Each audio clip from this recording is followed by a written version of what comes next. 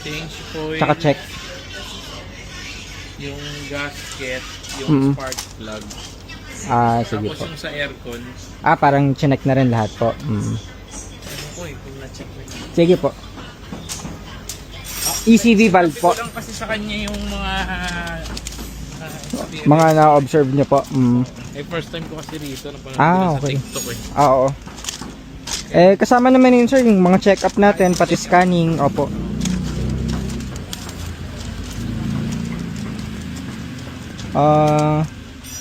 Pati gasket set. Opo. Ayan, okay. So mga maintenance pala. Yung mga stock pa rin yung mga radiator. Pero wala namang leaks. Change oil. Okay, pati ECV? ECB Nawawala pa yung aircon nyo kapag ano, yung lamig. Pero nagkakaroon kapag maandar.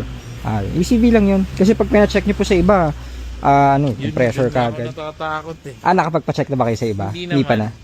Pero kadalasan, ano yan, kasi yung ECV, part ko yun ng compressor yun eh. So, kapag, yan, based on experience namin, kapag ganyan, mga ibang nagpupunta rin, compressor, pinapapalitan agad. So, at least dito, yung ECV lang. At saka, ano yung spark plug nyo, sir, oh? Talagang, sunog na. May langis pa ata. Palitin na. Original yan o ano. Eto po. Kasi nung niram ng kapatid ko, pinapalitan daw niya. Siya po nagpapalit. Check na lang natin. Tapos yung mga ilaw, parang ilaw yun na yung likod ko. Sige po. Manual po ito? Manual. Ambiente. Sige. Check na lang natin.